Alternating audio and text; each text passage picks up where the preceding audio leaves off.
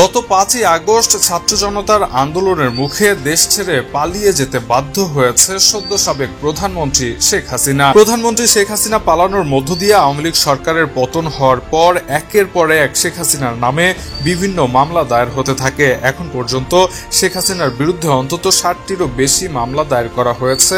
তার মধ্যে 50টিরও বেশি মামলায় শেখ হাসিনা প্রধান আসামি। এমন অবস্থায় আন্তর্জাতিক অপরাধ ট্রাইব্যুনাল শেখ হাসিনার বিরুদ্ধে গ্রেপ্তারি পরোয়ানা জারি করেছে। আগামী 1 মাসের মধ্যে তাকে গ্রেপ্তার করে ট্রাইব্যুনালে হাজির করার নির্দেশনা দেওয়া হয়েছে।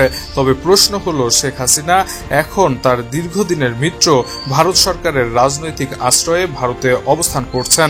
এমন অবস্থায় শেখ হাসিনাকে গ্রেপ্তার করা আকাশকুসুম কল্পনা। যদি শেখ হাসিনাকে ভারত ফেরত না দেয় তাহলে শেখ হাসিনার বিচার তো দূরের কথা, গ্রেপ্তার করাও সম্ভব হবে না। সুতরাং এই মুহূর্তে শেখ হাসিনার বিচারিক প্রক্রিয়া নির্ভর করছে ভারতের সঙ্গে আলাপ আলোচনা করে সরকার যদি শেখ হাসিনাকে দেশে ফেরত নিয়ে আসতে পারে তাহলেই শেখ হাসিনাকে গ্রেপ্তার এবং তার বিচারিক কার্যক্রম সম্পূর্ণ করে শাস্তি প্রদান করা যেতে পারে।